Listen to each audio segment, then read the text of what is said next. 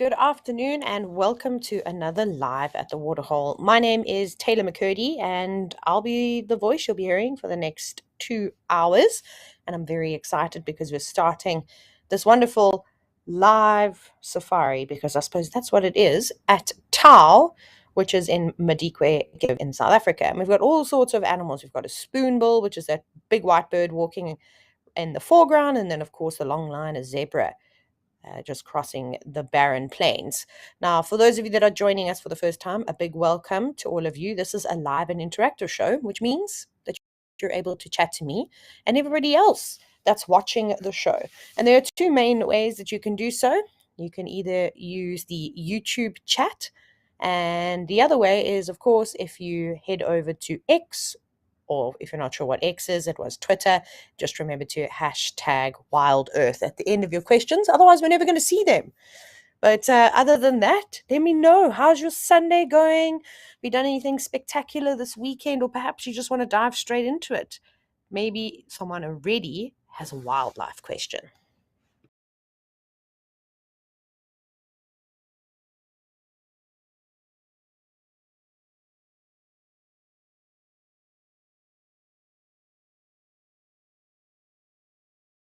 Well, there we go. We've got the first comment. Gillian, you've said, yay, a second day of me. Ah, you're probably one of the only people that are saying that, but I'm glad that I can entertain you, Gillian. And then Mercedes, you were here yesterday, so greetings, Taylor, Wild Earth crew, and all the chatters. Happy Sunday. A big happy Sunday to you too.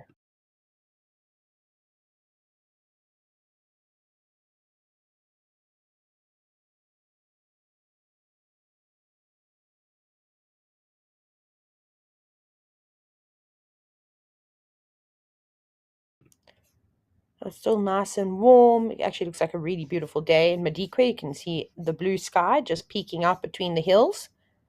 Still lots of nice lush green vegetation lining them, but the grass is on the bare side, although this area doesn't really get that much grass. Catherine, you said hello, Taylor and Tucker.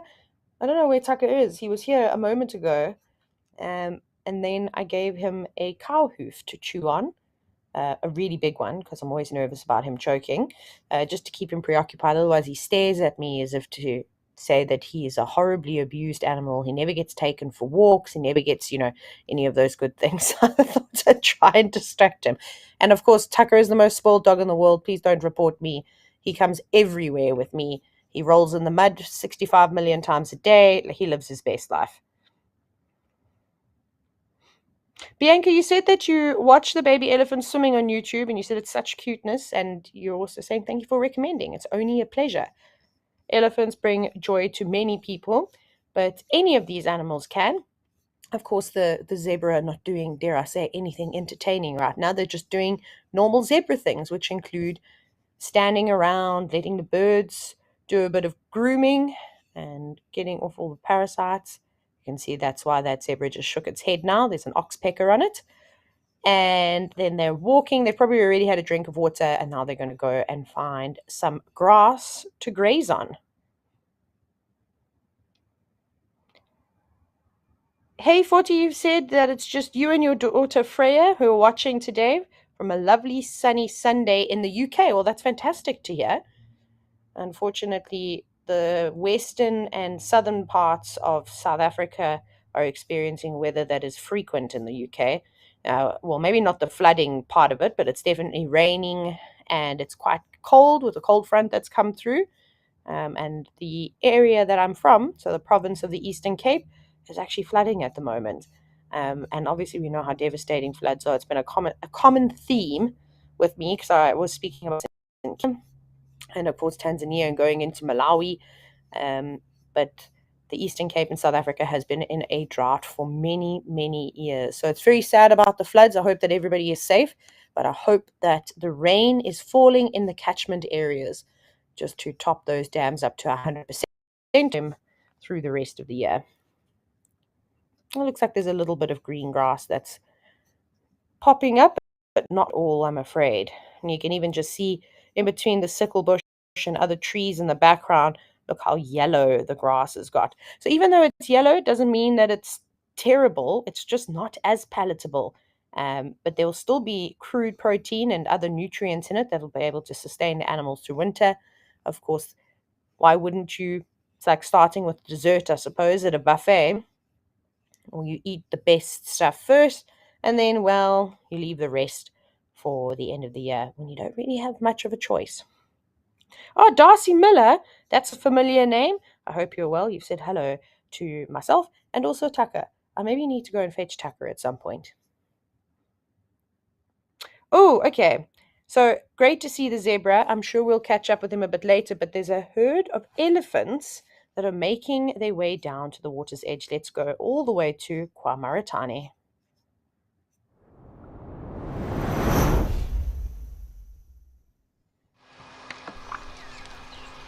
So we go in the Pilanesberg National Park. National Park in South Africa I have yet to go to, and you can see it's raining. Okay, so all the sort of structures that you can see in the background, this is actually this entire lodge. And the elephants, of course, often like to hang around these areas. All animals move around human habitation. That's so nice to see rain, though. Now, we normally don't see a lot of rain at this time of the year. In, well, I suppose Pilanesberg is just outside of Johannesburg in Pretoria.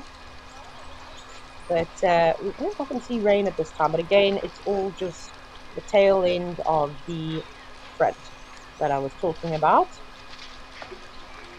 I know that all the animals are going to be very happy about it. There'll be no complaints. And then, of course, the boys got young bulls having a tussle. And then, Kevin, you've said that you love the Pilanesberg. Well, that's great. I've only heard really good things about it. I'd love to go and look for brown hyenas and leopards up on the rocks. And then, Lucas, you've said that you love the sound of the rain. Well, then, let's listen to it for a bit.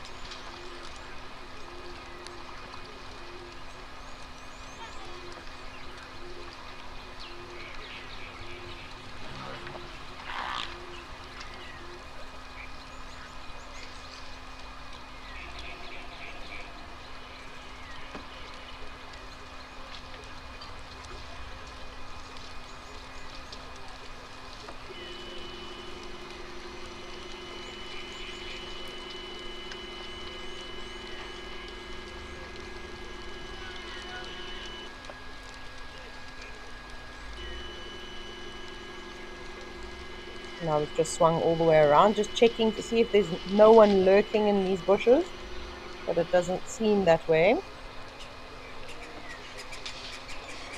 I was hoping the elephants might come down, but they could have also just been up feeding on some of those trees. Who knows? Fingers crossed they do a bit of a loop around. Ah, okay. Jordan has just let me know. I think it's Jordan. Jordan, is it you that I'm chatting to? I didn't even ask. What I was going to say, it is Jordan. Sorry, I had a moment where I glitched. Jordan has just said that we can head into Olifants West Game Reserve. But now I'm nervous because look at all these elephants. I think they might be coming to the water. Hang on. Forget about what I just said. Let's stick with them.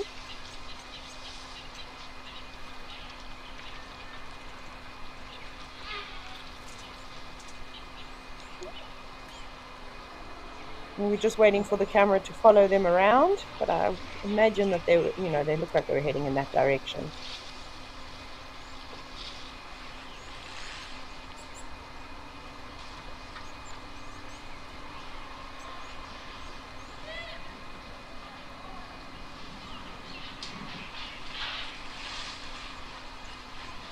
Oh, it sounds like they're at the water. I'm not sure why the camera is not moving. For those of you that are wondering, I'm not actually controlling it. There it goes. It might be because there's a delay. That's quite often the case. No, I think they marched on through. That's a pity. Okay. Well, I was really hoping they were going to stick around, but not today. That's all right. So let's go to Karapan. Let's give that a bash.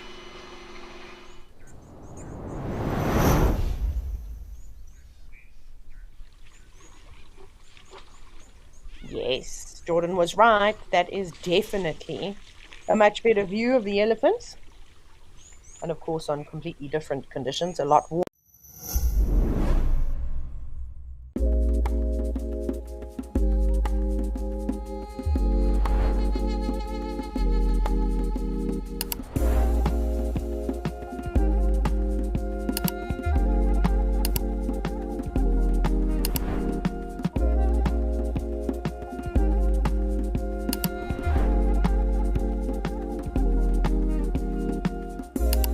This is On Safari.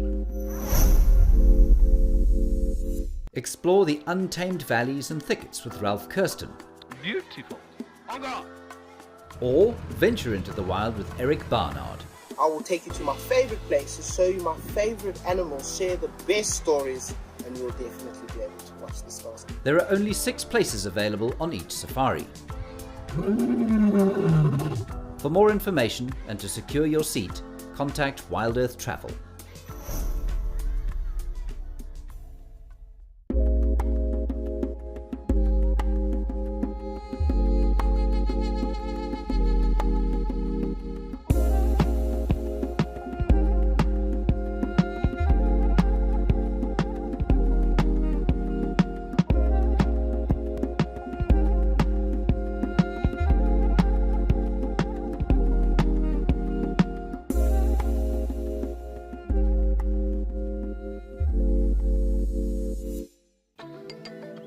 Do you sometimes imagine what Wild Earth would be like without adverts?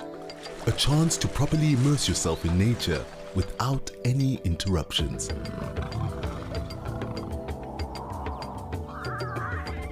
Sign up to be an explorer for a small monthly fee and you can truly escape into the wilderness. Ad-free viewing is now available on our app as well as on our website.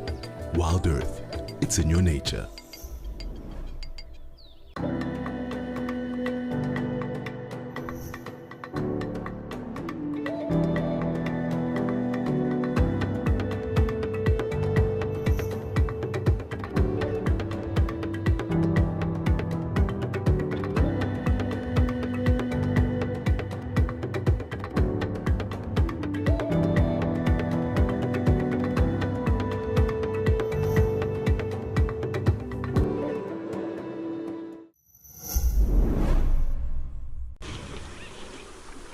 I'm also looking out. There's a couple little terrapin heads here and there.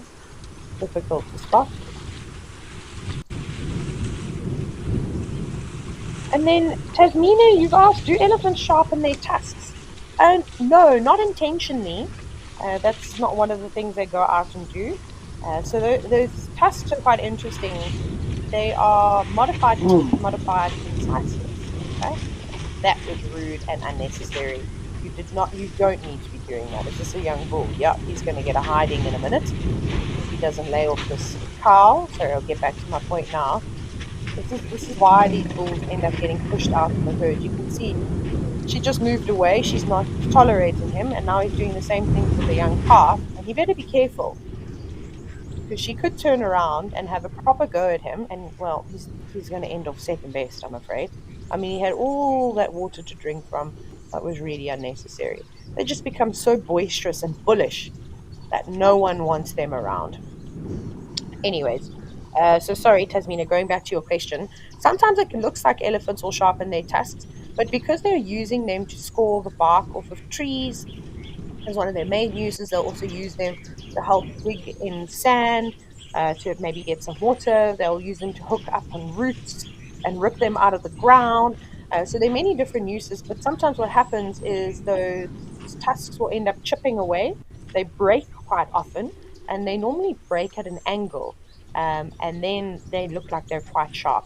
But otherwise, nah, they're not wanting to spear anything with those tusks. Of course, they can use them as defense, which is incredible. They've obviously got their sheer size on their hand in terms of a defense, but those tusks come in handy. But the bulls will use them quite often when they are fighting for the rights to mate with a female, or many females. And you can see they're not ready to leave the water hole yet, so they've just gone, you know what, it's fine. You've had a drink of water, you have the crib, we're going to stand here and splash around and cool ourselves off. I hope an even bigger cow comes through and teaches him a lesson. And they do this quite regularly.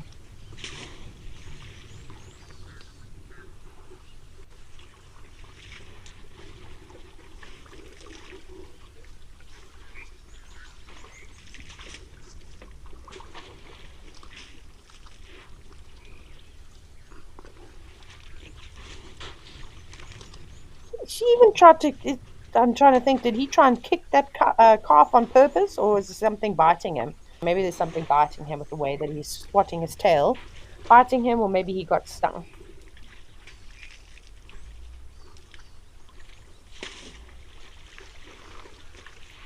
This is quite interesting interactions.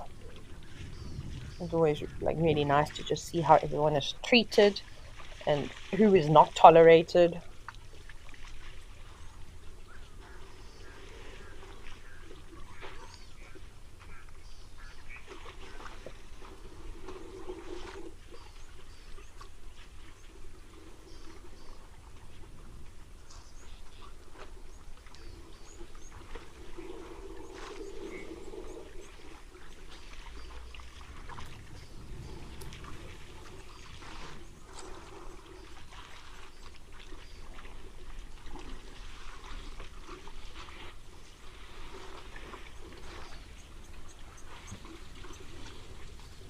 There's quite a big cow coming in on the right. Let's see how he's going to feel about her presence.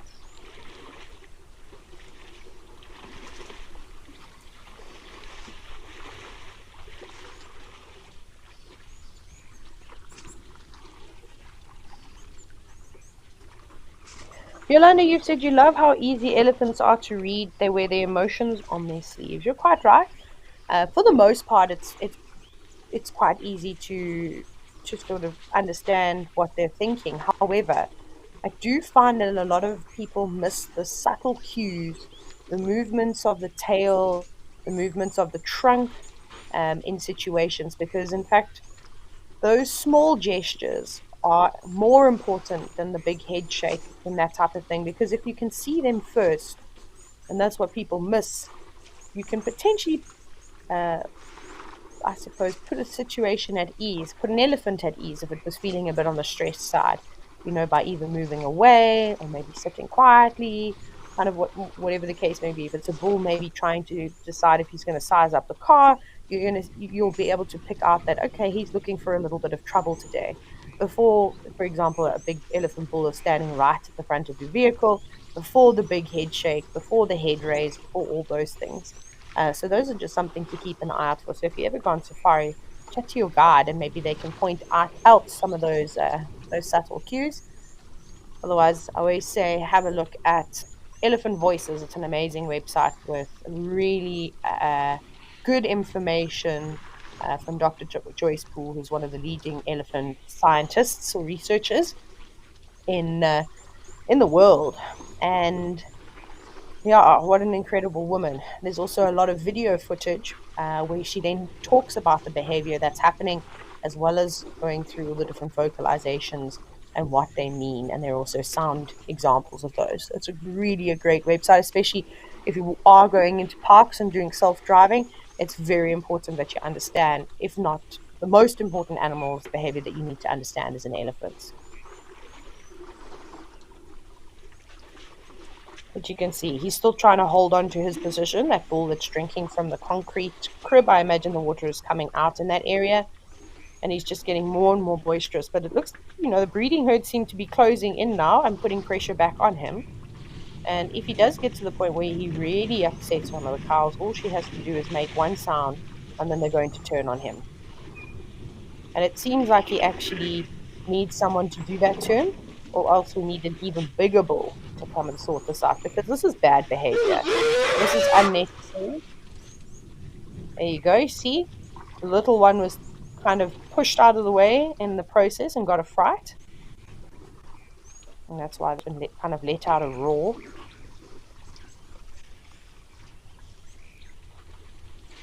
And you can see there's one cow now. Now she's backing down, but she didn't want to. And if there was a bigger bull here, he would not tolerate this. He'd push him around and let him know. But to be quite honest, if a bigger elephant bull came through here, I reckon he would just submit automatically. He's just a bit too big for his boots, and he shouldn't be. Hudson, you've asked, will the herd back the cow, or will they band together and chase him off? Yeah, absolutely. I think I kind of just answered that for you now. It also just depends. It's something, what do people say? You wake up and you choose violence, not in the literal way that means, but you might just be in a bad mood. That could be just him today. And sometimes the herds, again, depending, they're probably thinking to themselves, is it worth it? Nah, probably not. Maybe we'll just let this one slide. He's having a bad day. I don't know. So sometimes they absolutely will.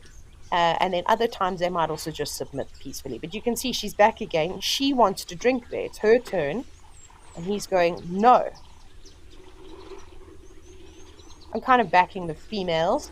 And I'm hoping that they do kind of push him out of the way. He's just being unnecessarily unkind to the other elephants. The younger elephants, again, it's very important for them. They're going to understand that there is a hierarchy, right, amongst animals.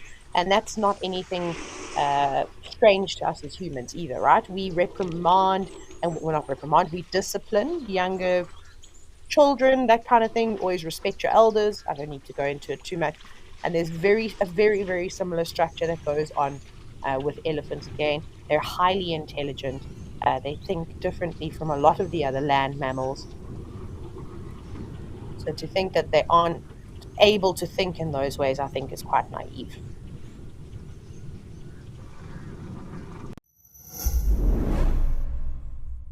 Africam brings the wild to you. Watch the Big 5 at our waterhole cameras. Indulge your passion for birding with the black eagles on the Black Eagle camera, flamingos at Camphor's Dam, and penguins at Stony Point. Listen to the soothing sounds of Lisbon Falls, or witness animals up close at Cat-Eye Pan. Imagine you're at the hide at Aldonyo Lodge, gazing at elephants with the majestic Mount Kilimanjaro as your backdrop.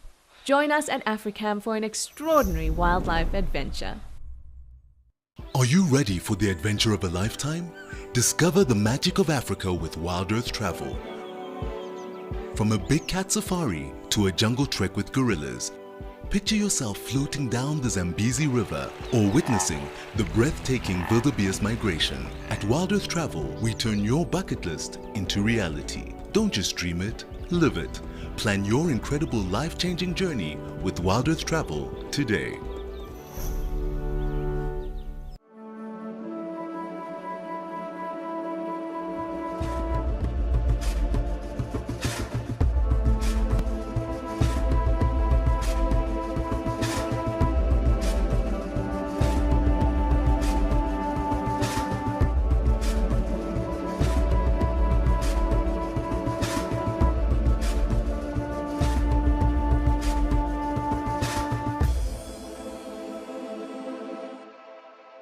Did you know that the Wild Earth team makes weekly behind the safari content?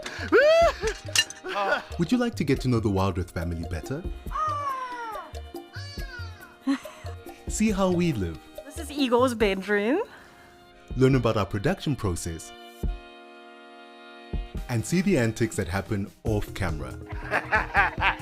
Sign up to be an explorer and you will get access to all this content and more.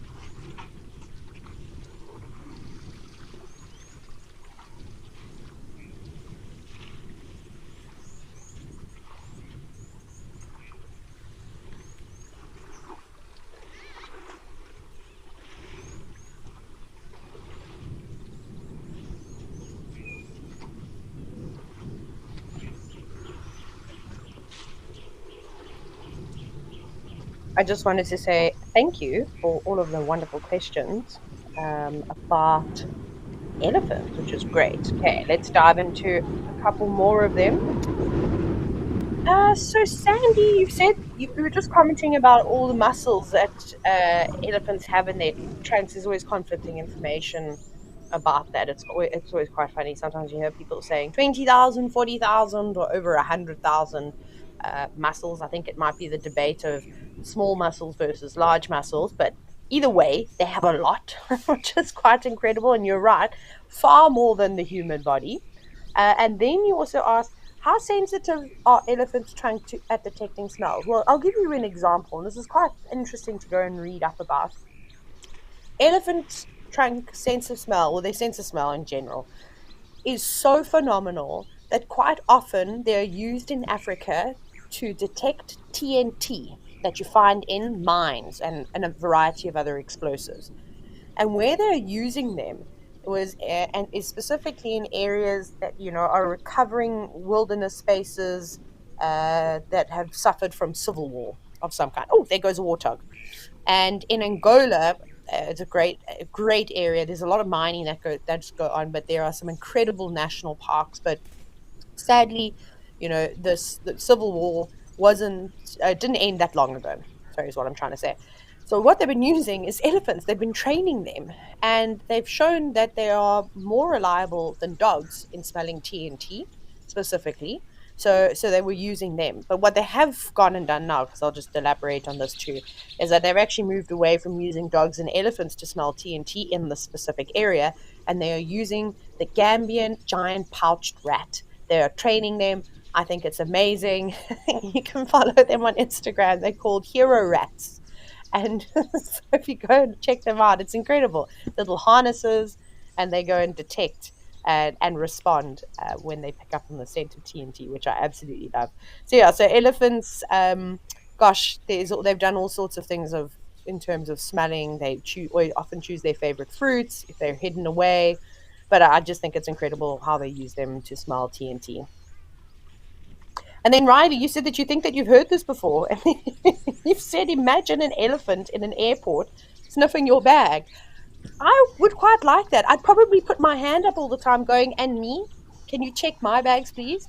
I mean, I think that's great. Can you imagine elephants walking around the airport? So obviously, as long as they're treated kindly, that would be quite amazing. Not pulling elephants out of the wild, but maybe there's a career for elephants that have come out of abuse situations, that are used to working. Maybe they would like to become airport detection elephants. Of course, I'm just teasing. It's obviously not a great idea, but I like the thought of it. It's quite funny. Catherine, you've commented and you said hero rats are amazing. I completely agree. And there was some more questions. Oh, here we go. Justice, you said, do elephant bulls get protective of their calves? So no, they don't. And the reason why I say that is because the elephant bulls don't stay with the herds, right? When they're younger, of course, they're lingering around, but the females start to not tolerate them as well as they used to. And well, you can imagine that constant negative behavior, just like, they just get annoyed and they chase them. Eventually, the elephant bull's like, okay, I'm maybe not wanted here anymore. And the behavior that we're witnessing now is exactly what they'll do, and then they have to move off and go and find other bulls who are in a similar situation, and sometimes they follow the older bulls. So those big bulls that are dominant enough to be able to take on any contenders of a similar size, reproductive status, and they'll search for females that are in estrus. The females are also singing a song, which is quite interesting. But this can be from kilometers and kilometers away. So the bulls will go through, they'll mate with the females, and that is the end of it. They might see one another again, perhaps at a waterhole, but that male's not going to remember who his offspring are. Like I said, they have no parental duties at all. And Candace, you said you just Googled the hero rats and you feel like they need some special outfits. I just think it's great that they wear a harness. I think that's truly spectacular.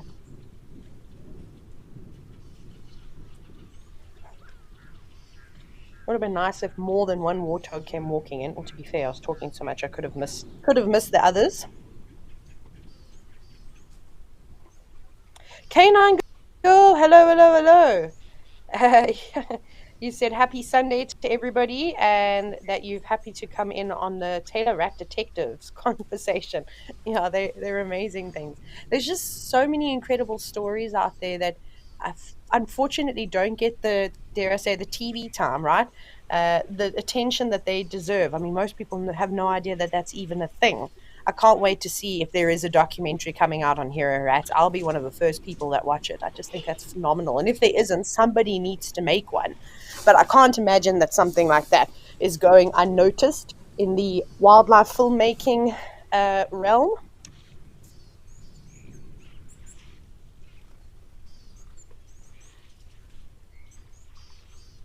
I love how the breeding herd of elephants have now slowly moved in. And they're just slowly squeezing that bull out. We'll see how he's going to react now to that. But everybody's able to have a decent drink. Sanjeev Roy, you've said you did not know earlier, but recently you found out that there's a small population of forest elephants in Angola fighting to survive. Well, yeah, it's such a tricky thing, but I think, if I'm not mistaken, there are some big conservation organizations that are trying their absolute best to assist the local authorities in restoring these wilderness areas. And it just takes time and, unfortunately, a lot of funding. But I'm sure they'll get it right. I know some people who have gone and explored Angola, and they just say it's unbelievable. The biodiversity is just on another level. So, so yeah, I would love to be able to go up. I don't think it's an area suited yet to go on a safari, maybe unless you're willing to rough it. But there's also not a lot of habituation that's happened with the wildlife, and because of the conflict that's been there, unfortunately, animals are the first ones to be persecuted with, illegal poaching of wildlife or all sorts of things, from the bushmeat trade, of course, to ivory, and well, anything goes really. So I don't think it would be great. I think everything would be quite skittish. But for example, for someone like myself, I don't mind if I go in and I don't see absolutely anything. I just think it's really amazing to explore these areas and then knowing and picking up tracks on signs of the wildlife populations that are left, and trying to understand what is actually here. But the best way to, of course, do that is to set up trail cameras where there's just no humans around, with infrared lights, and then document what is kind of moving around that way. The wind has just picked up now in Hoogspruit, and I'm devastated because I just cleaned the swimming pool. So I know when I go outside, it's going to be filled with leaves again. This is the story of my life. I should have just been a pool cleaner. I love it.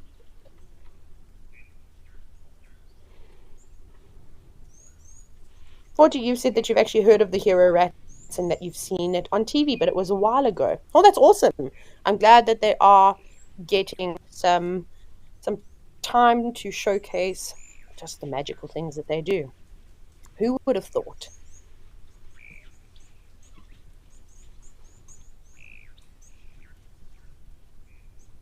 And then Penelope, you've said, is that the freshwater inflow that they love? Absolutely. So I was just talking about it earlier.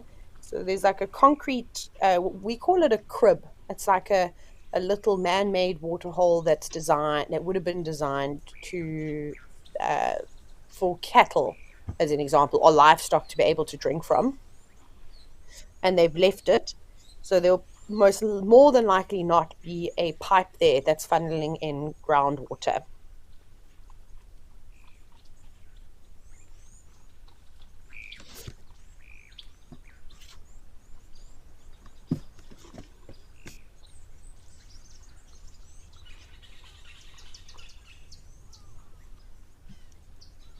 They're all just taking it. It's nice to just see a little gathering like this.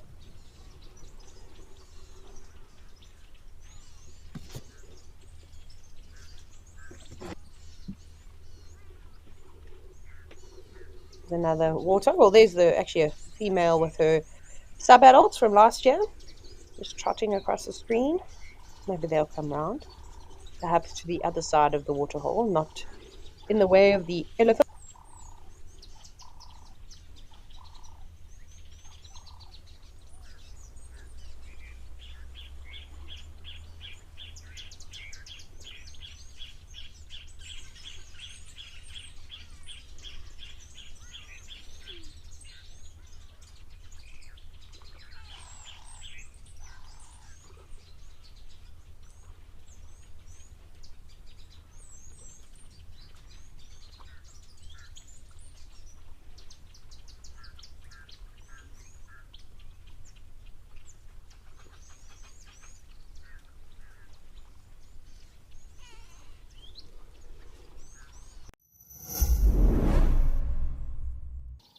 Join the Wild Earth YouTube superfan community and unlock a world of additional perks.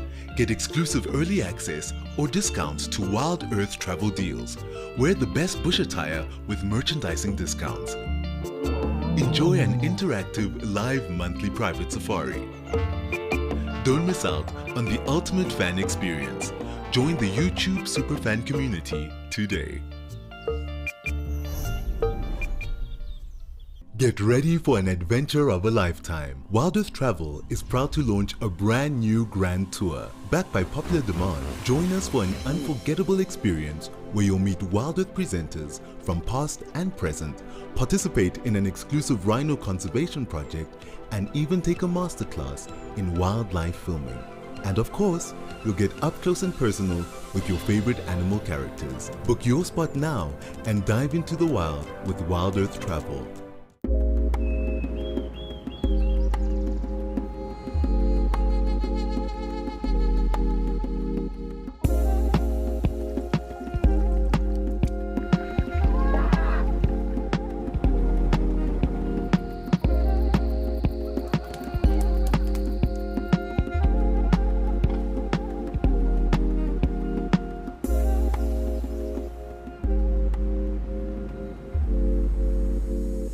Stay up to date with the latest happenings at Wild Earth.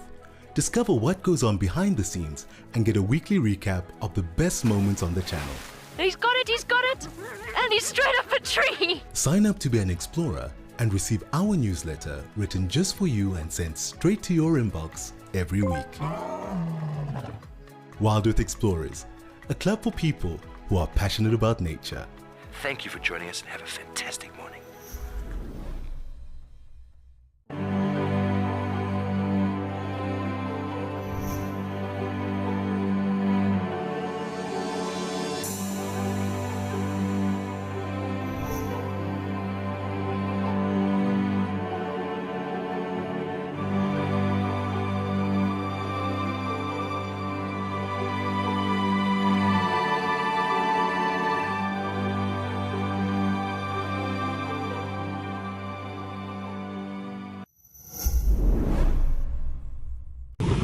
This is a nice change of view. The elephants spreading out a bit more. Who doesn't love the sound of the splashing of these grey giants?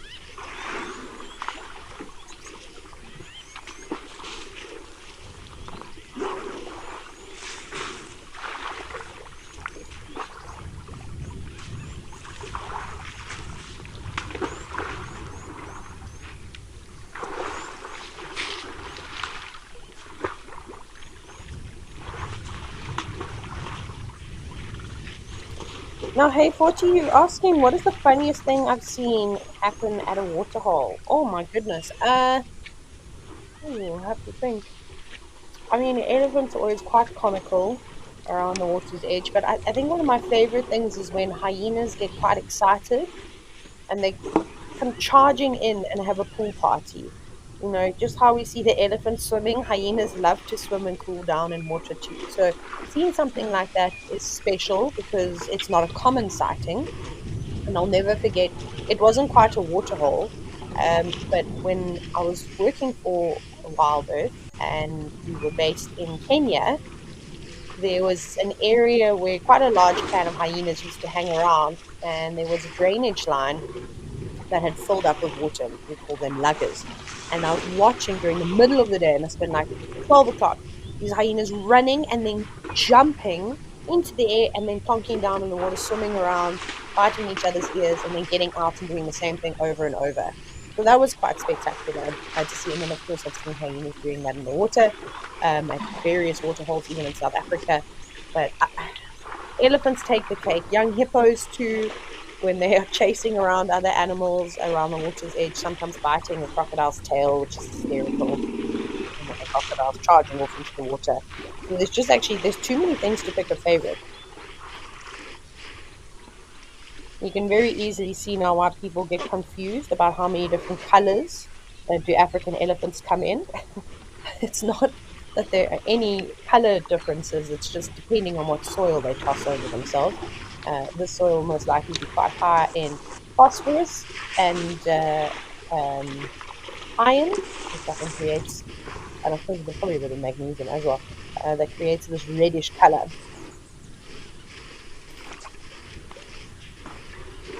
That little elephant now just standing next to mom is going to get a free dust bath.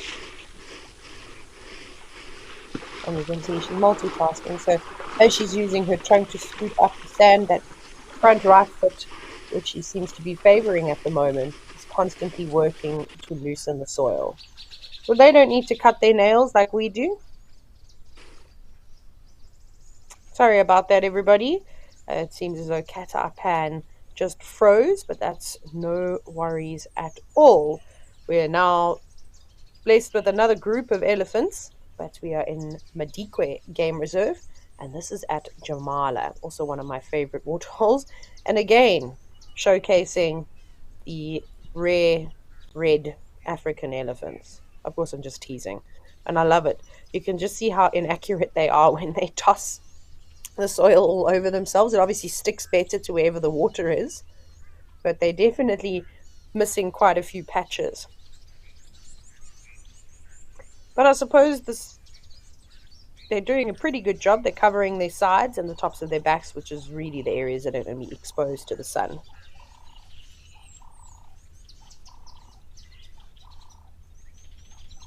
And now they don't seem to be doing much drinking. If you look at a lot of the elephants, you can see their trunks are touching the ground. Some of them are resting their legs. It looks like they're having siestas.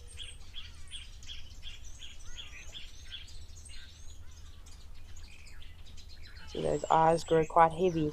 And they might do this for 5 minutes, maybe 10 or 15. You never know. And that'll be enough to just recharge the batteries. We all know how refreshed you can feel after a power nap.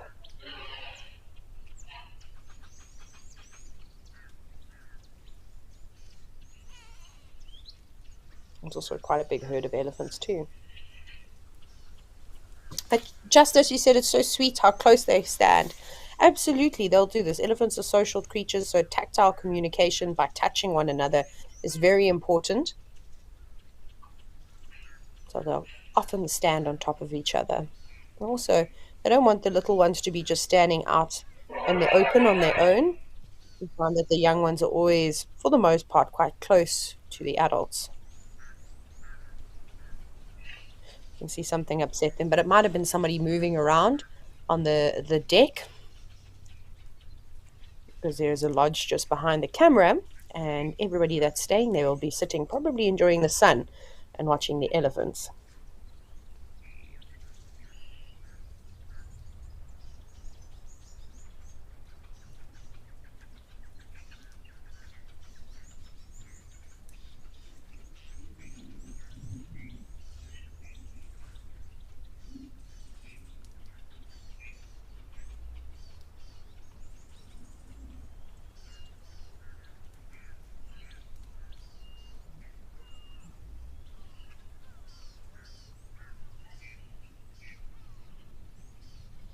Some of the elephants are starting to move off. Just like the zebras, there's really no food around here at all for them to eat.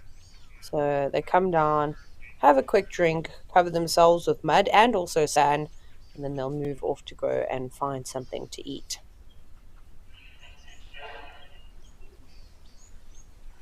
So, Hannah, you said it was amazing that it was raining in the Pilansberg, but not at Jamala. So, if you look on a map, kind of where they are, I know there's not a huge distance between them. It's still pretty big. That can make all the difference. So, Madikwe Game Reserve is basically almost on the border of Botswana. It's right up there. So the climate is going to be quite different to what you would see around where the Pilansberg is. It's a lot hotter up this way. So from Hoedspruit, extending all the way up to Louis Trichardt, then moving along to Groot Mariku, which is kind of the area where Madikwe is. That's just still further north of that, though, but that's kind of the last town. So, and it's very hot and very dry at the moment. But we'll see what's happening on Monday, because it looks like there might be some rain forecasted for Monday evening into the early hours of Tuesday morning. It says it's going to be affecting us in Hoedspruit, so maybe it will reach all the way to Madikwe.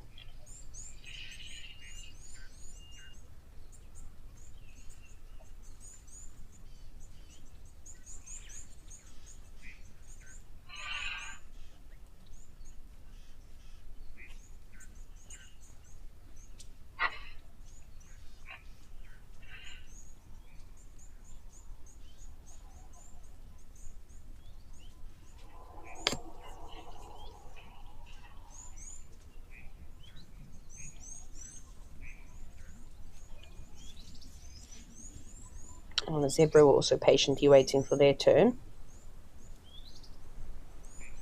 And then Miranda, you've said, will elephants still swim when it's raining? Absolutely.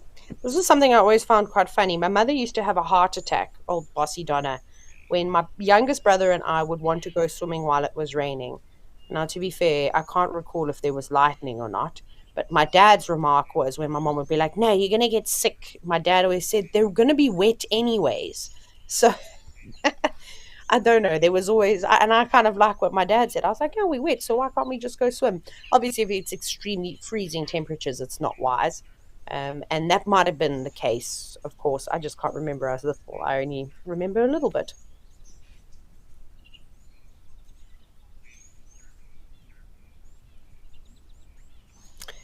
Tidenbach, you've asked, is there a term for animals like elephants that are active during the day and night? Oh, I'm not actually sure. And you know that most animals tend to be active at both periods, you know. So look at for example all that different antelope species, even rhinos, buffalo. Like I mean you can go into it, even giraffe for a lot of the time. They they don't have, especially in these big open ecosystems where there are a lot of predators present, they they can't just be complacent and go, oh well, the sun's gone down, we're going to go to sleep now, because the chances of them being predated on at night are a lot higher. So what we do tend to see is a lot of animals sleeping during the heat of the day, resting under the shade of a tree. And sometimes, of course, they'll sleep at night, but it might not be all the individuals that are asleep. There might be a few that are still awake. And elephants, of course, don't need a lot of sleep at all. They can go days without sleeping and just having these little power naps that we just witnessed. I need to just check Tidenbach. There probably is a term. I'm not familiar with it, or maybe I knew it once, but it's gone from my brain. It's somewhere in a filing cabinet.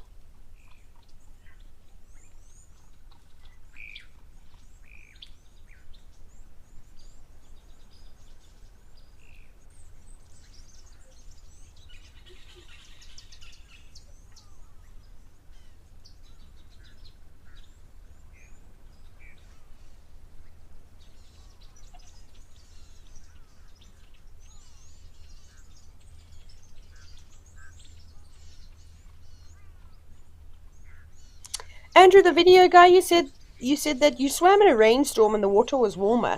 I can definitely believe that, because just like land, water also holds heat better than the air temperature outside. So when you have a dramatic change, like say it was quite a warm day and then all of a sudden a thunderstorm comes around, that water is going to be very close, not maybe very close, but closer to the temperature that it was on the outside while it was warmer. I noticed that for my swimming pool. Obviously, it's a small body of water. You also have to take that into consideration. How deep is it? That's going to make a difference too. That's going to take a lot longer to warm up, and you'll notice the top level of the water will be warmer versus the bottom. Sorry, this is, I suppose, self-explanatory. But in case you didn't know, maybe there's some kids watching. And then when that temperature in the air just dramatically changes, the water temperature, it takes a bit of time for it to change. So I can only imagine that with much water. And I think much to all parents' dismay, that would encourage the kids to stay in longer because they'll go, oh, I'm freezing when I get out the water.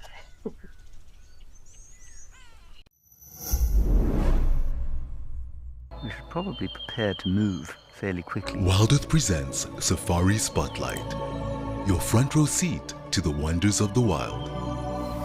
Join our expert naturalists each week as they guide you on an unforgettable journey through the heart of nature. Looks like this female came out here. What a privilege to be here. Subscribe to the Wild Earth YouTube channel and never miss a moment of the adventure. Wild Earth, connecting with nature.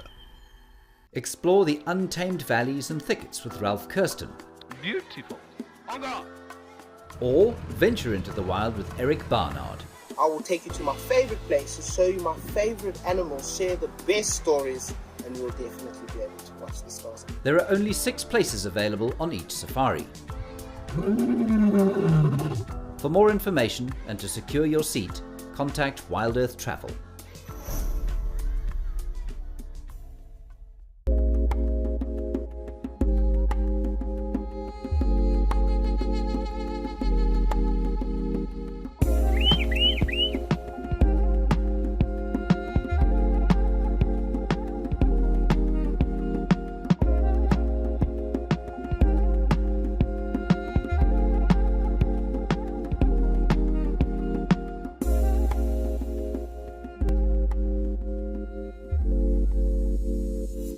All aboard the SS Wild Earth for 3 nights of oceanic exploration.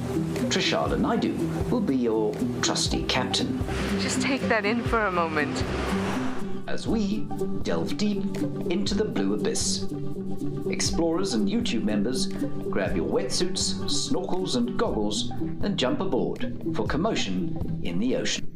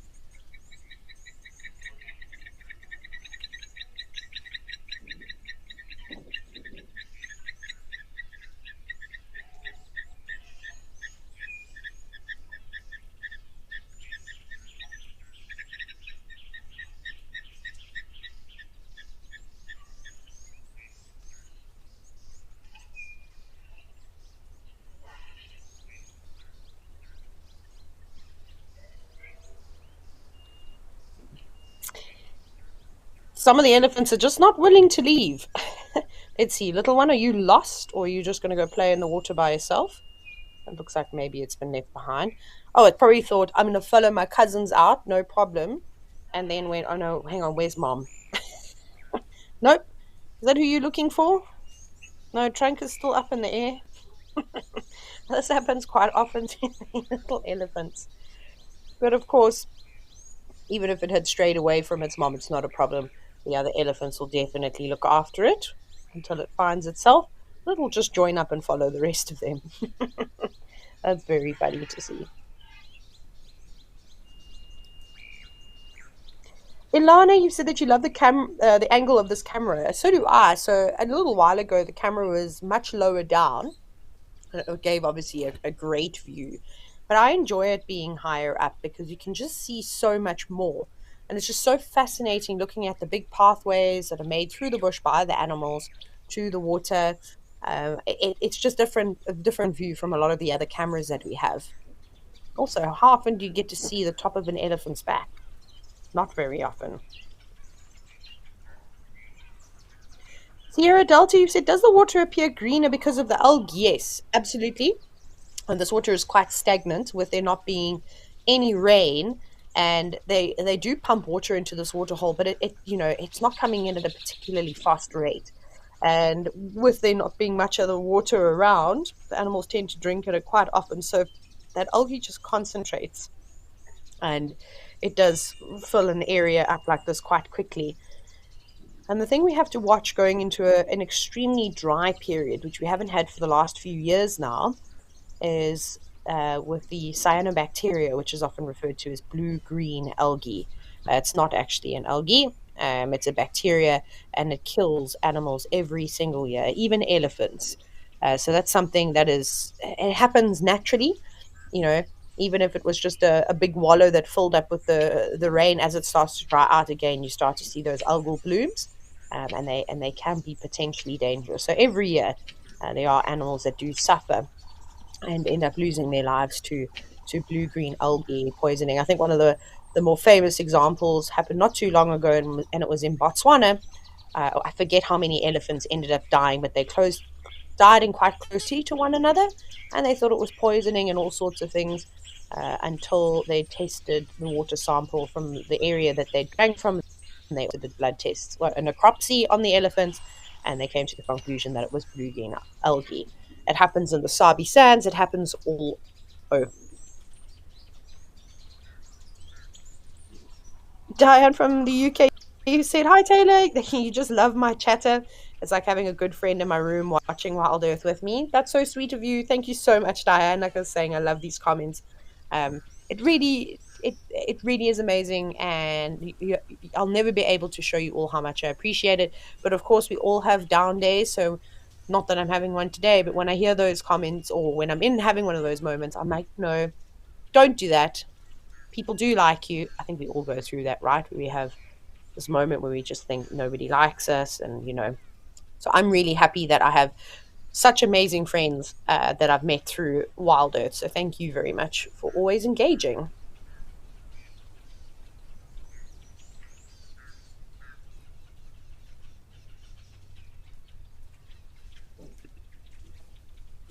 And now the elephants are officially moving off. Canine Girl, you've said that you enjoy watching the crazy little elephants, and that it's great to always watch because you can never get bored of watching elephants. I kind of zone out on them. So if I'm just watching elephants on my own, I really don't say much at all. I just sit and I listen and I watch and I just appreciate being in the presence of all the wildlife. Okay, but seeing as though the elephants have moved off from Jamala, we're going to move back to Olifants West Game Reserve.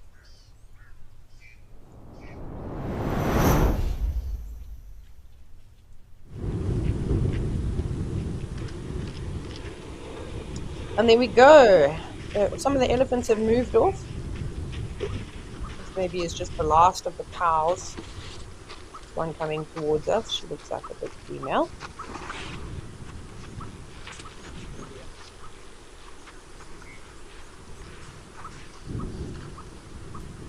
Obviously much nicer when we head over to this side. A little bit of mud on the top right-hand corner of the camera, as you can see. Probably from the elephants tossing it in this direction, but the light's a lot nicer too. I love this time of the year because we start to get that afternoon golden glow much earlier. We have to wait for it in summer, and I always find it lasts a bit longer in winter too. Candice, you said that there's so many elephants today, and you said it's wonderful. It is. We've got the blacksmith lapwing also just lurking about, the bird on the right-hand side of that elephant, waiting for all sorts of insects to be disturbed. And the other one I can see just through her front legs.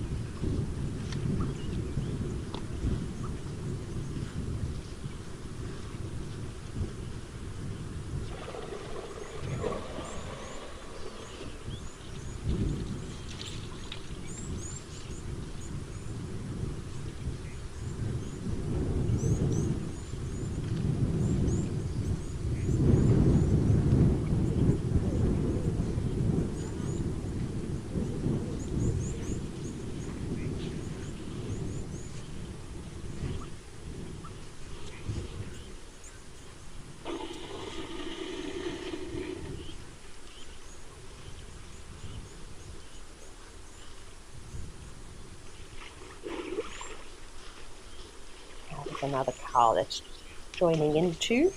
Gosh, both of these cows look like they're heavily pregnant. Especially that one on the right. Gosh, she's almost got, there's like no definition to her body, and it looks like she's filled out quite a bit towards her back. You see how low her stomach is dropping? It'd be great if she turns sideways. You can see she's got a big bulge.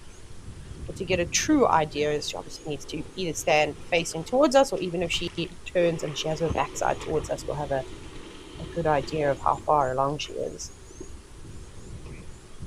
That might be why they may be lagging behind the rest of the herd. They're just taking it easy.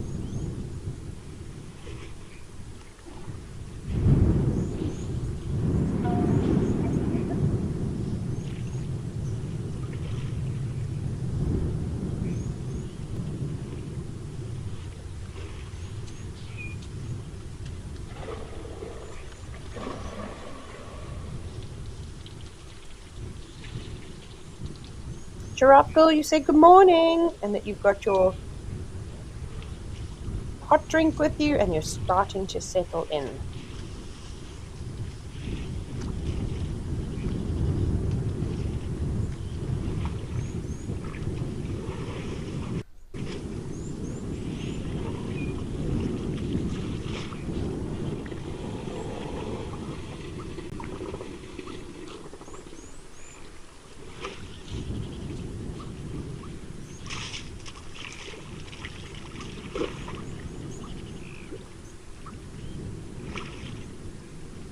They're just being so gentle. It actually looks like a female on the right. She's spraying a bit of water on her feet. She's kind of getting in between her legs.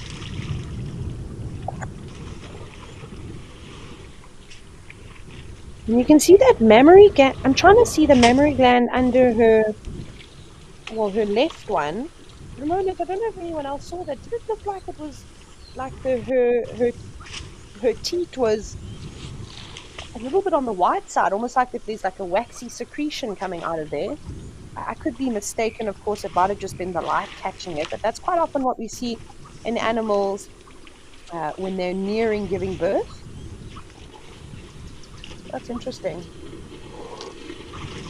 And Catherine, you said imagine seeing an elephant give birth on one of these cameras. My goodness, wouldn't that be unbelievable to see something like that? Yeah, that would be pretty amazing. Everybody would be glued to the screens.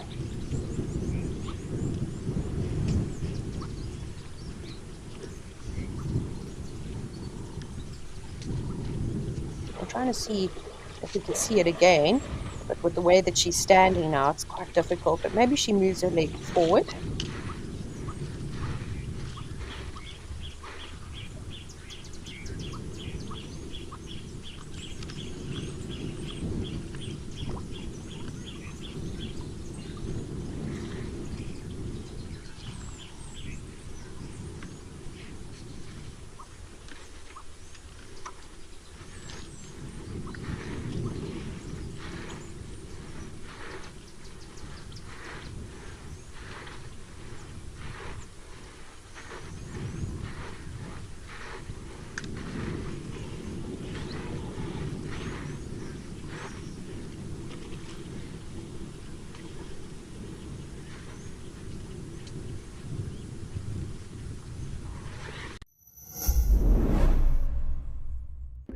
have an exciting announcement.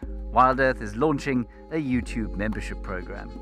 For a nominal monthly fee, members get an ad-free channel, prioritized questions, early access to videos, and many more perks. You'll get fun features like badges and emojis that'll make you stand out in the chat. YouTube memberships will help us to continue with our mission of connecting people with nature while giving you access to lots of our amazing content. Are you ready for the adventure of a lifetime? Discover the magic of Africa with Wild Earth Travel. From a big cat safari to a jungle trek with gorillas, picture yourself floating down the Zambezi River or witnessing the breathtaking wildebeest migration. At Wild Earth Travel, we turn your bucket list into reality. Don't just dream it, live it. Plan your incredible life-changing journey with Wild Earth Travel today.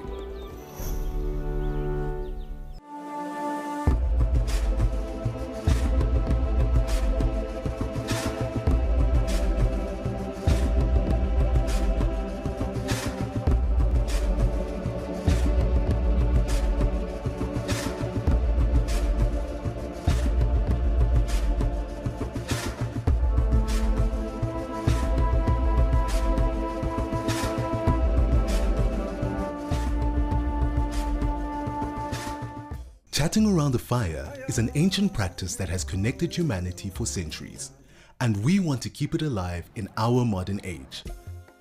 As an explorer, you'll have access to intimate gatherings with our naturalists, fascinating guests, and experts where we share knowledge, insights, and stories around a crackling fire.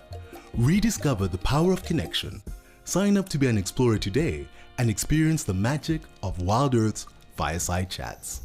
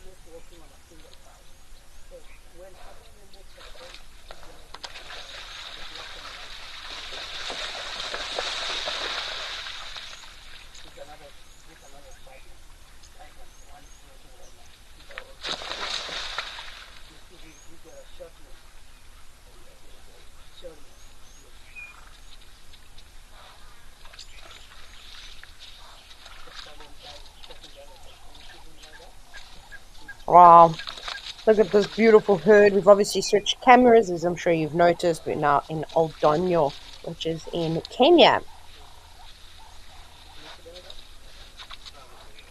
And even though we were just talking about elephants being pregnant, you can see that there's a very pregnant mare just in the middle, drinking water. She's also bursting at the seams.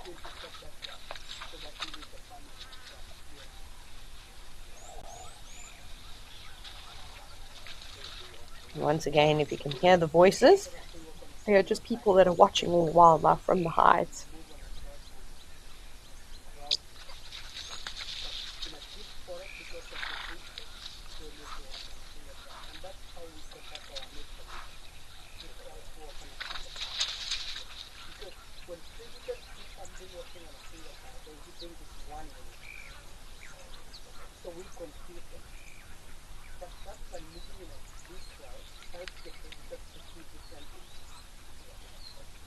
Catherine, you said that you like it when zebras don't have the shadow stripe. They look a lot cleaner. You're quite right. So this is the Grant zebra, which is a subspecies of the plain zebra that boasts the shadow stripe. So it basically on the white stripe, there's a very faint stripe. Sometimes it appears black, but it can also appear a more brown color. So it definitely makes them look a bit on the dirtier side of things. But with this subspecies of the plain zebra, the shadow stripe is not there.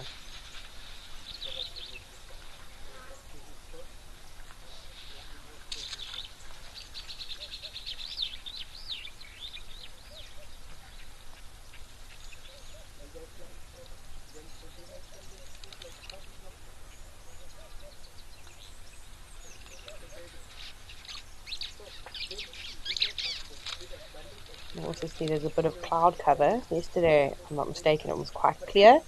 Perhaps there's more rain on the way. Although East Africa really doesn't need any more rain. They really are full to the brim at the moment, and the ground just is so saturated it can't handle it anymore. And that's of course when water then starts to become destructive and have the opposite effect.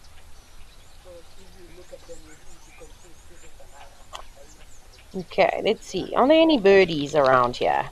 Yesterday we had some nice birds sitting up in the tree, and there's lots of them flapping around. Most of them are doves, but I don't see any specials right now. Okay, so I think we'll move on from Oldonyo and perhaps head to a camera which we haven't had a look at yet, all the way on the east coast of South Africa. Let's go to Tembe Elephant Park.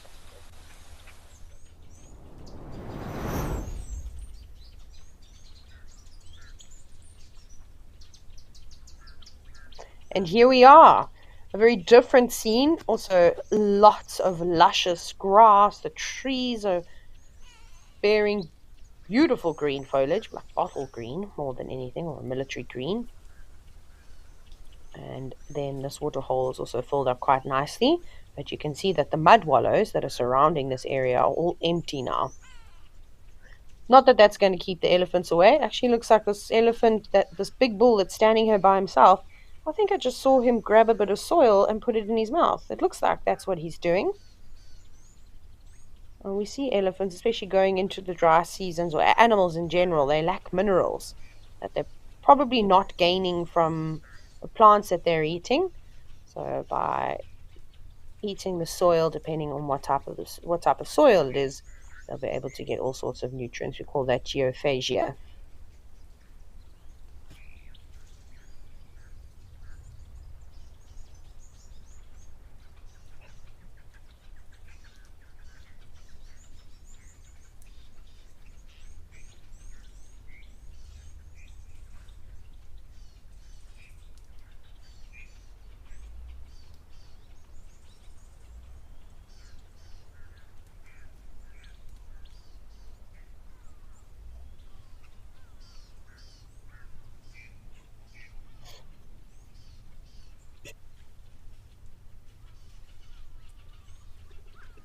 Moving on to some soil that's clearly been dug about.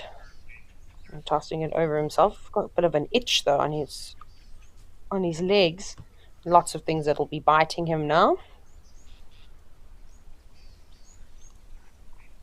And maybe even the water just trickling down their legs will be causing some kind of irritation too.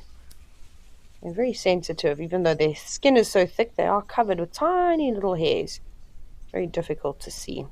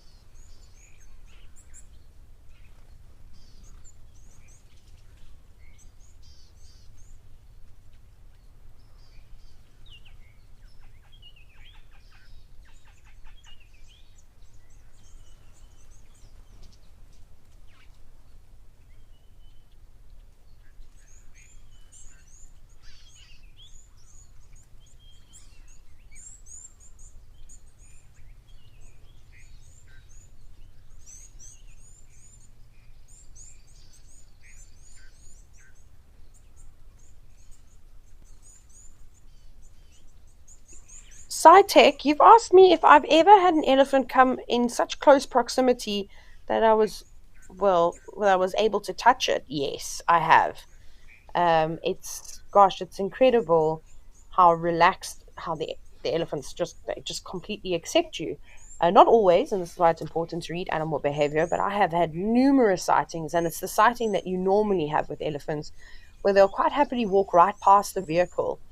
And possibly my fondest memories are from a herd of elephants that I used to see on pridelands quite often. I saw them every single day for I don't even know how many months. And I don't know what it is about that breeding herd of elephants. I can't give you a logic reason behind it. But there was one cow that, at first she would hear my voice and she'd make an effort to come out to me. And I always joke and I say, young elephant cows have a problem with me, and they tend to throw sticks and mud, and I don't know what it is, but it happens everywhere. Every safari destination in Africa that I've ever been to, it has happened. And this one particular elephant who we named Susan, I don't know why either. Well, I do know why, but anyways. And I used to have a lot of fun with them. And I had an amazing sighting the one day I was sitting and I was waiting for them to come out of a property that I wasn't allowed to drive on, but I could see them, and I could see, and the matriarch was also distinctive, easy to identify, and I was like, okay. And they were far away, and they actually made their way towards my vehicle. I must have been hundreds of meters away from them, and it took them about 30 minutes, and then they all came and stood around me in the morning, and they had a siesta around the car, like right next to the vehicle. And the babies were laying down on the ground, and the adults were all just standing there motionless. Some of them were having a dust bath. It was an incredible moment, and I could have absolutely touched lots of elephants. The temptation is real. I'm not even going to lie. It's quite tricky. Of course, we all want to reach out and just touch it. Not a good idea. Definitely don't do that, because when you upset an elephant takes its frustration out on the entire vehicle. But I also don't want to touch a wild animal. So self-control is something that I've had to really learn how to practice. This is quite a big elephant bull. Isn't he beautiful? Look at his tusks. Stunning individual. And with the scene, it feels like it's quite tropical.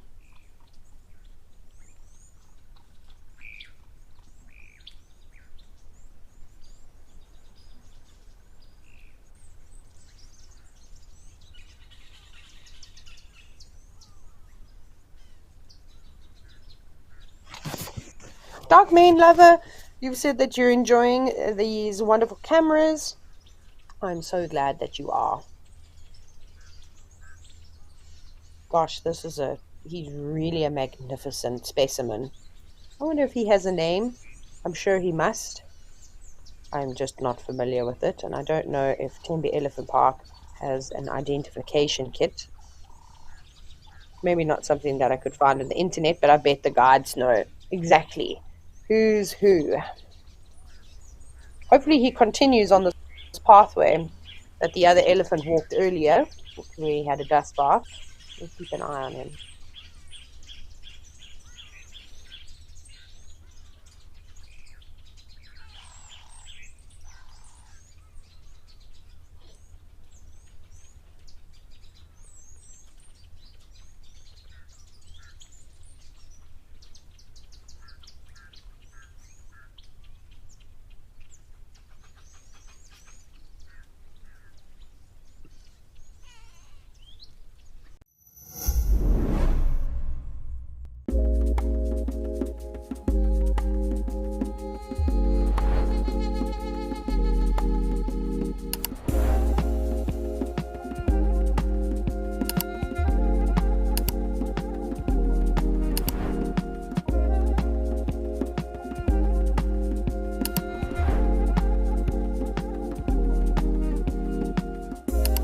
This is On Safari.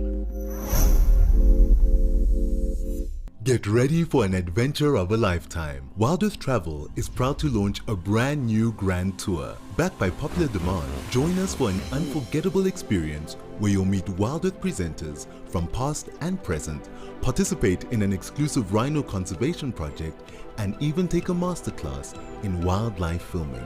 And of course, you'll get up close and personal with your favorite animal characters. Book your spot now and dive into the wild with Wild Earth Travel.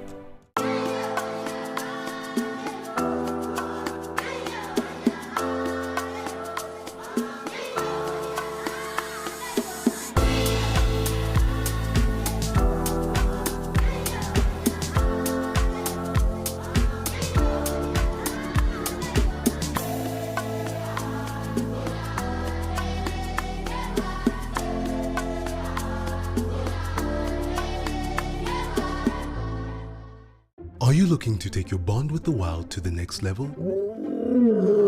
Download our app and access in-depth chats with our naturalists and special guests.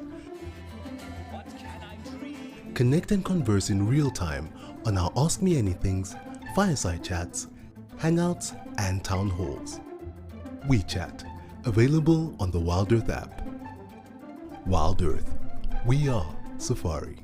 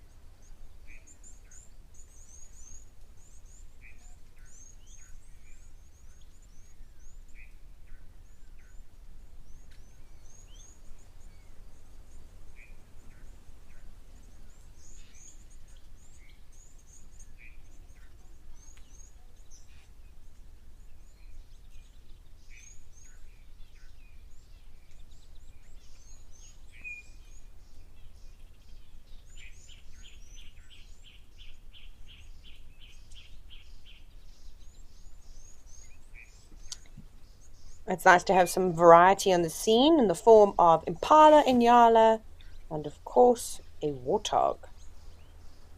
I don't think I'd stray too far from this area, with there being almost a permanent water source, lovely lush grass.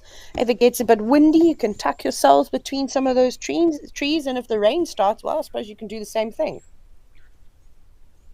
All the elephants making way for another elephant with superb tusks. And this is really, gosh, other than the Kruger National Park, where there are a couple of individuals, generally at Tembe Elephant Park, they kind of hold the stronghold populations of elephants in southern Africa with very large tusks. It's so special. It's almost like the Eldonyo or the Amboseli of South Africa. Of course, if you go into Kruger, though, you can see big tuskers.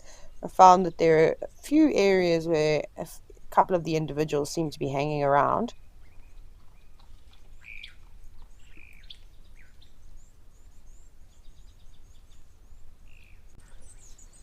Oh, and then Penelope, thank you so much. I see you say that there's something called Tuskers of Tembe, and it's a comprehensive list of the elephants and their names. I'm going to mute everybody very quickly because I'm going to be typing. I want to quickly have a look and see if I can find this list.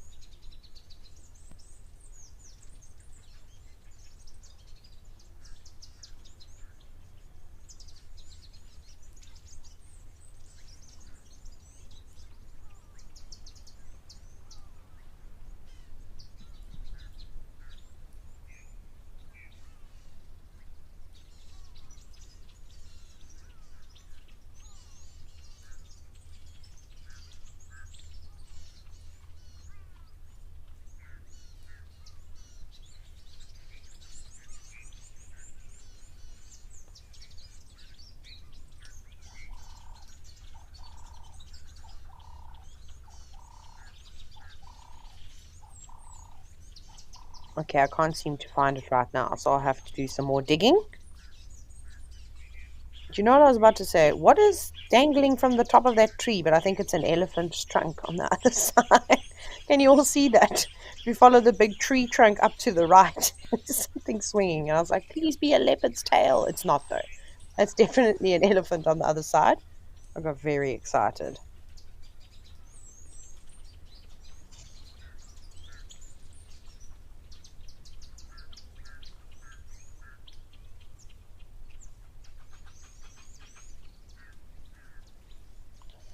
And then I see Darkmane Lover, you said, when elephants are being confined to zoos for so long, can they be sent back to the wild and not in a sanctuary, but to the African bush? Would they survive in the wild?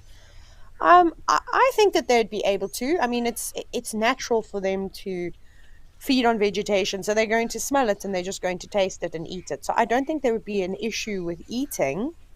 So you know what sometimes happens with animals in captivity? Actually, not sometimes, quite often, especially large mammals, is that they end up getting uh, deformities. Their feet don't develop properly because, you know, and the reason why I talk about this is if you've ever read about the last two northern white rhinos that are not, or that are in Kenya, that were brought back from, I think, the Czech Republic, where they were kept in captivity.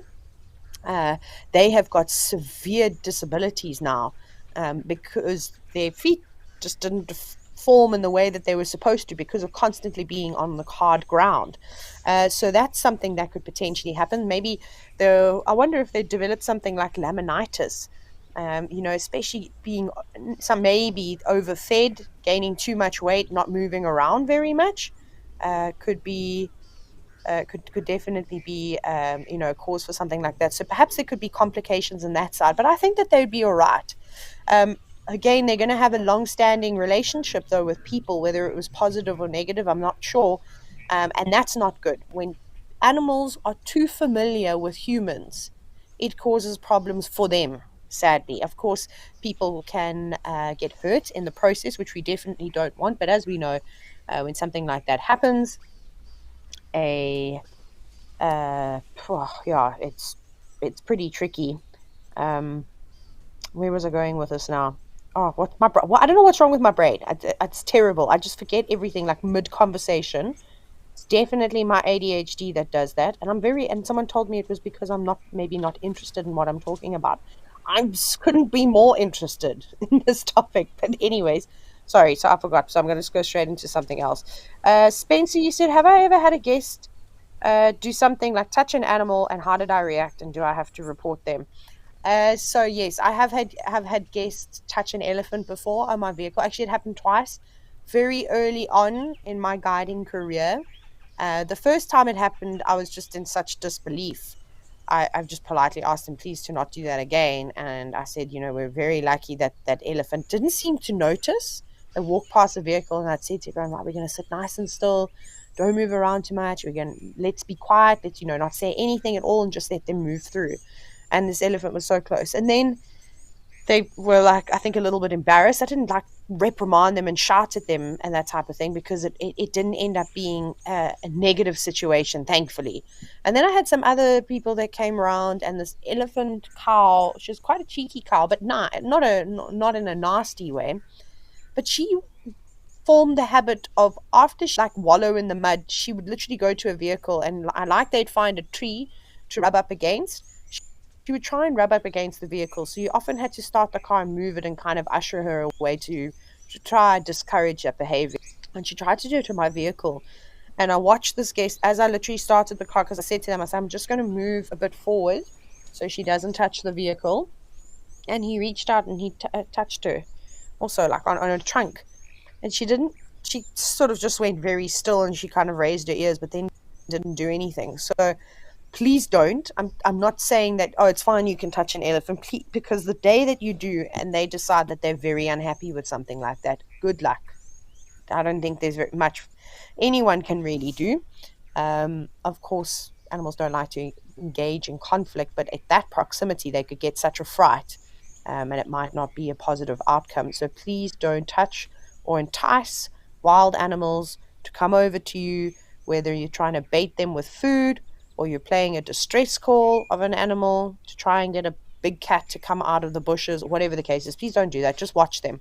We are lucky enough, wildlife is all about being at the right place at the right time. Of course, there's skill involved if you're tracking an animal, but just enjoy it. We don't need to encroach. We encroach in their space already. Let's just let them be.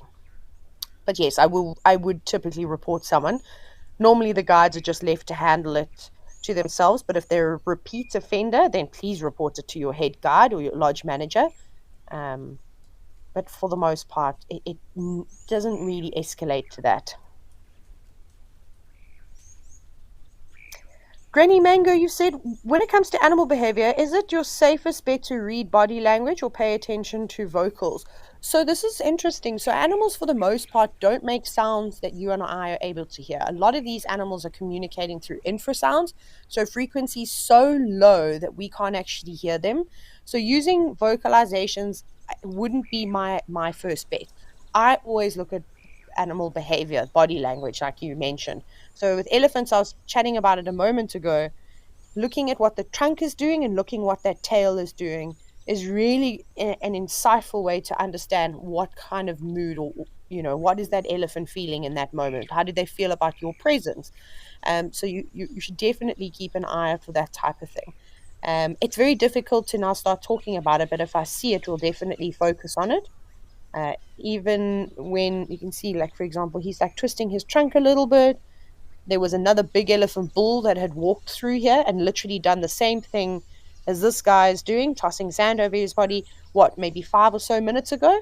So maybe he was just picking up on his scent. He was quite a large bull too, and maybe he was sort of just sussing out the situation, which made him feel like a little bit uncomfortable, maybe apprehensive. And then he's like, oh, okay, everything is fine.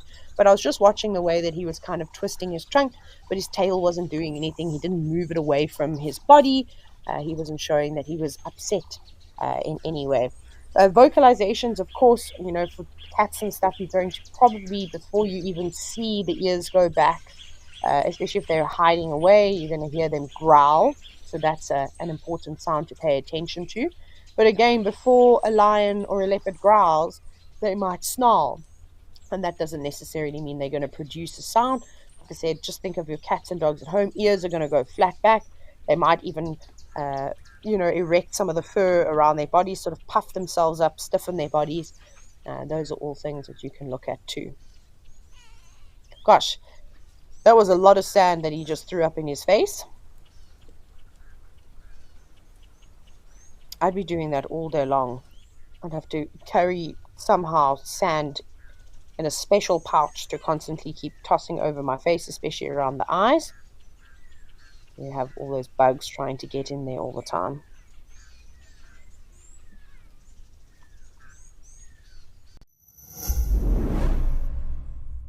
Africam brings the wild to you. Watch the big 5 at our waterhole cameras. Indulge your passion for birding with the black eagles on the Black Eagle camera, flamingos at Camphor's Dam, and penguins at Stony Point. Listen to the soothing sounds of Lisbon Falls, or witness animals up close at Cat-Eye Pan. Imagine you're at the hide at Aldonyo Lodge, gazing at elephants with the majestic Mount Kilimanjaro as your backdrop. Join us at Africam for an extraordinary wildlife adventure. Explore the untamed valleys and thickets with Ralph Kirsten. Beautiful. Or venture into the wild with Eric Barnard. I will take you to my favorite places, show you my favorite animals, share the best stories, and you'll definitely be able to watch the stars. There are only 6 places available on each safari. For more information and to secure your seat, contact Wild Earth Travel.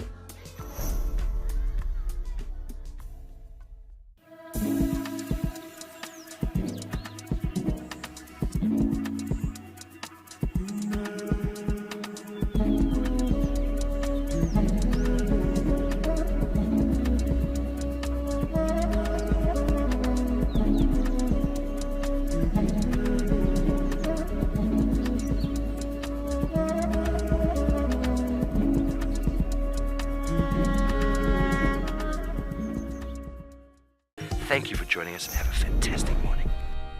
Did you miss all that?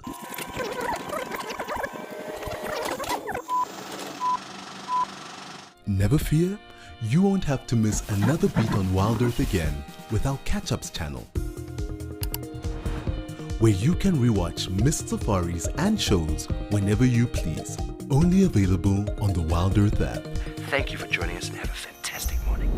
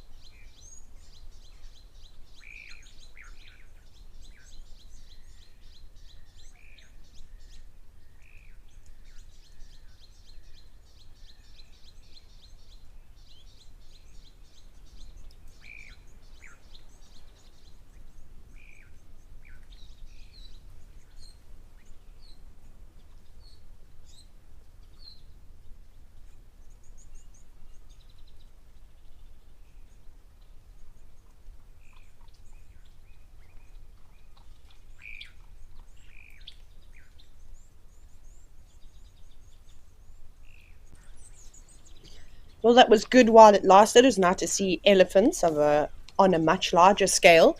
Let's head over to Naledi and have a quick look and see if there are any more elephants there.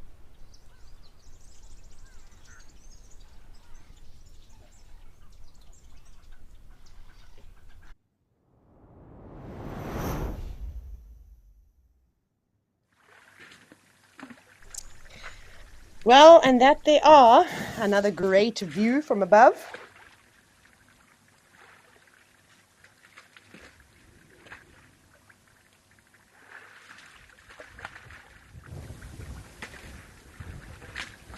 A small group of elephants, though.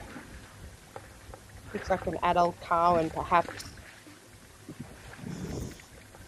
2 generations of offspring. Look at the little one trying to get the nice clean water, while the rest of them are going to cover themselves in mud. Also, I think it's Baobab Girl for sending through the website link for the Tuskers of Africa. That's awesome. Thank you so much. I'm definitely going to spend some time having a look at them.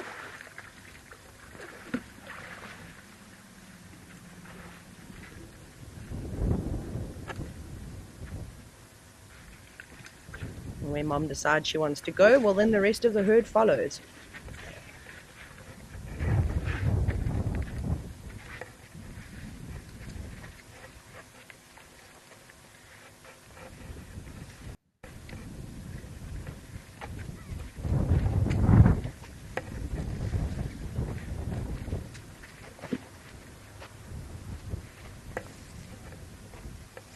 And there they go. A couple more also joining the scene. Gosh, they're charging off. A very different view after spending some time at the lush Tembe Elephant Park. You can see how things are drying out here. The grass is almost gone. Oh, it's a 360 camera. That's nice. Do a full twist around. Gosh, even the pathways are starting to disappear into one another. But especially around the waterhole, I know I've spoken about this in nauseam, but you can just see how the ground gets trampled, how compact the soil becomes, and of course that area is grazed normally quicker.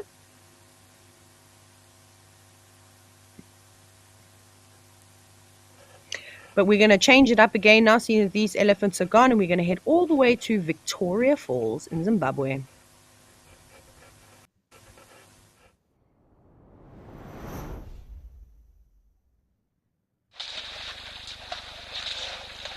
Oh, here we go. And we've also got a marabou stork in the background. A really large bird. They've got huge feet and a massive wingspan. Oh, elephants are having fun. And this is the waterhole where we have quite a bit of action between the crocodiles and the elephants. So who knows? Maybe we're going to see something like that again today. That's been great. Occasionally there's a disgruntled crocodile in here, and I'm sure it's the same one. And there goes one entering the water now, feeling a bit of pressure from the elephants. Let's see. And it was quite unusual to see, because for the most part, crocodiles will just leave elephants alone. They do attack elephants. And I can maybe understand that a crocodile would be a little bit more defensive in a situation like this, because the waterhole is quite small.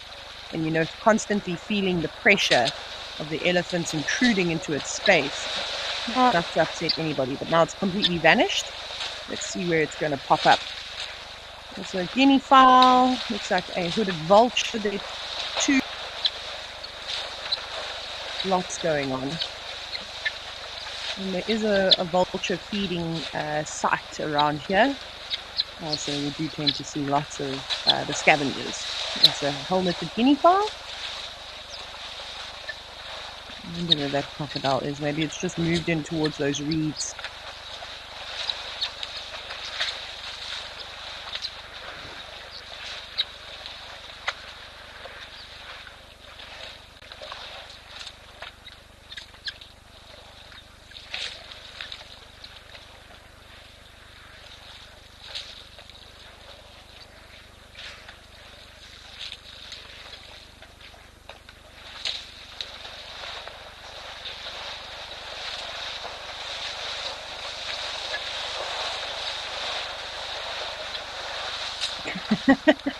There's one boisterous elephant.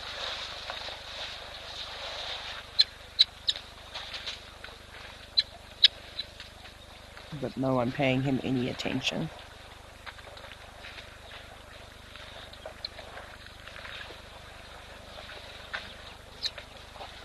It's obviously a very different landscape from what we've been looking at. Sort of more of a harsh environment.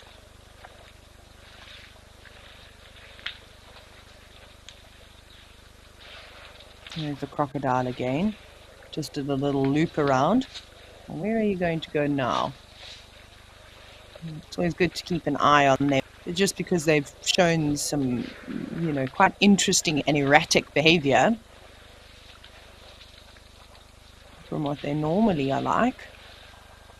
Who am I to say what they're normally like, right? Like I know crocodiles that well. We hardly see them.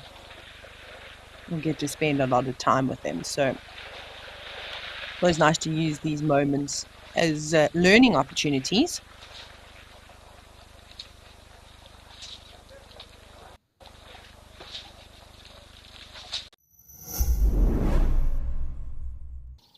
Join the Wild Earth YouTube Superfan community and unlock a world of additional perks. Get exclusive early access or discounts to Wild Earth travel deals. Wear the best bush attire with merchandising discounts. Enjoy an interactive live monthly private safari.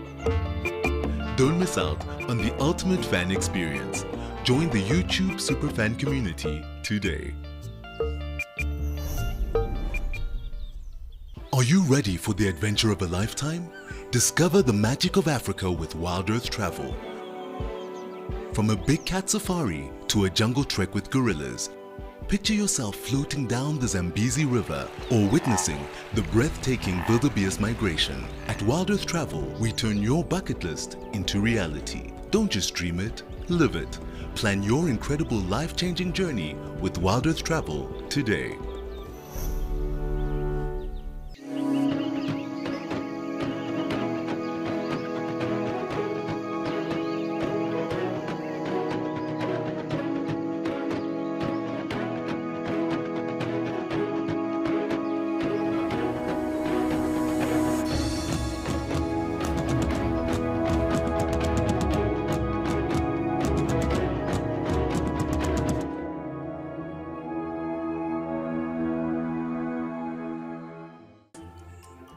Not everyone gets excited to hear a leopard chuff, spot a pangolin, or see a real impala rut. But if you are wild about the wild, you can become part of a community of like-minded nature lovers and share authentic wildlife experiences with the world. Join the Explorers Club and you will also enjoy the many benefits that come with it too. Wild Earth Explorers, it's in your nature.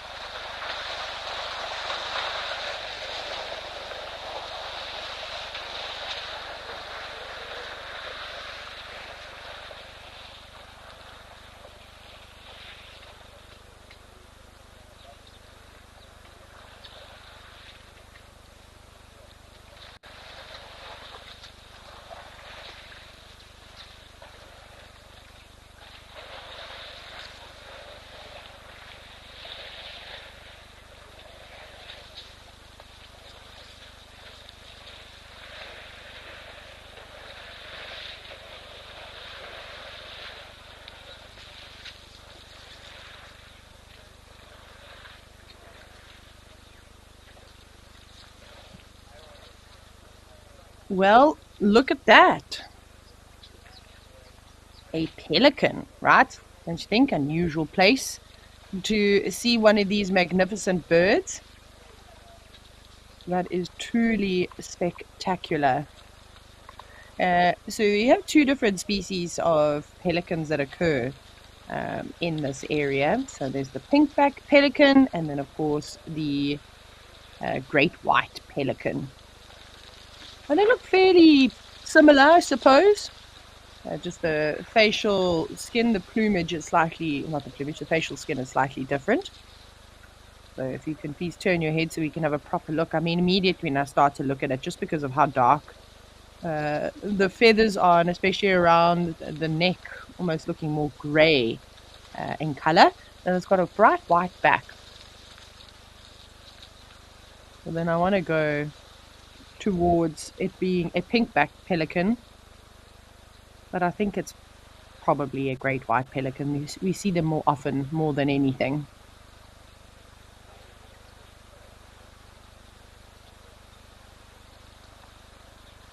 I'm wondering maybe if it's an immature individual.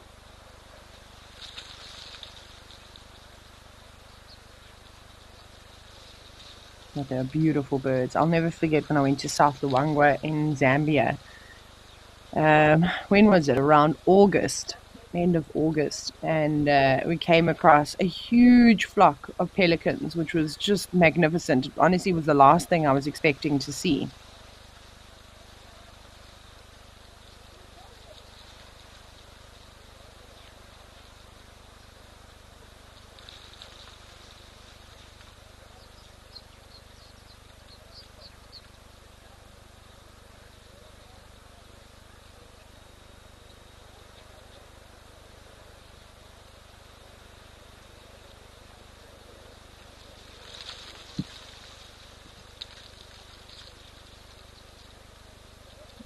And there we go. Mindy, you've said that you see pelicans here because you always see, yes, we do. I think everybody associates pelicans with the ocean. If you want to see lots of pelicans, though, you've got to go and visit Tanzania, and specifically a national park, which was once called Selous Game Reserve, but it's now Nyerere National Park. Also, I've changed my mind. This is definitely a pinkback pelican. I'm just looking at that sort of black marking just in front of the eye, and that seems to be synonymous with the pinkback pelican. And I'm trying to think if I've seen a pinkback pelican or not. I can't remember for the life of me. This is the frustrating part as well, is sometimes you struggle. You know what the answer is, and then you don't go with your gut. So I'm a firm believer is say out loud what you're thinking, and it doesn't matter if it takes you 5 minutes to get to the conclusion. And anyone that's judging you for that, whatever.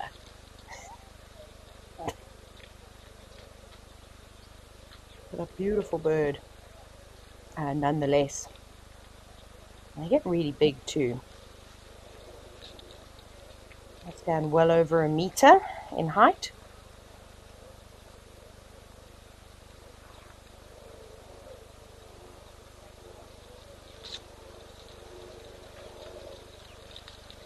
And then Mercedes, you said you remember once when you were a kid, your mom and you and your mom were in a little fishing boat and a bunch of pelicans surrounded the boat, and you got quite anxious.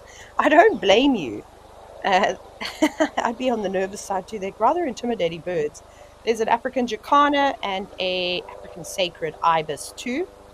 Also just spending a bit of time in the area. Sounds like a helicopter is flying over. Maybe guests arriving or just going out for a helicopter flip. Not a literal flip, what we call them. When you go for a scenic flight, we typically talk about heli flips. There's all sorts of things moving around. Looks like there's craics at the background, and then there's the hooded vulture and an elephant. Right on time.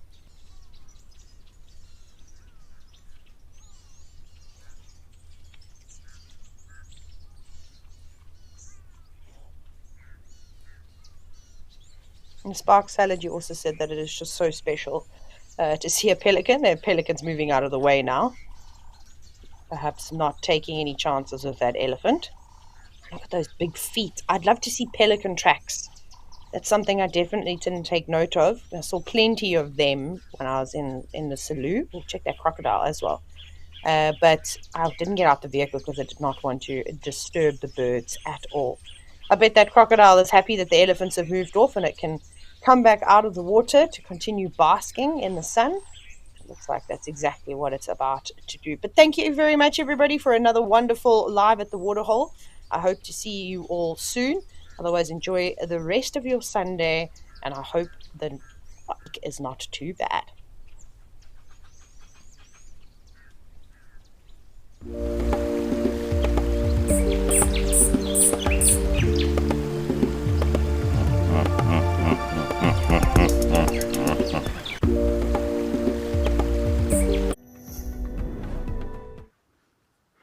Hello and welcome everyone. This is the show where we look at the highlights from our most recent safari drives. This is On Safari.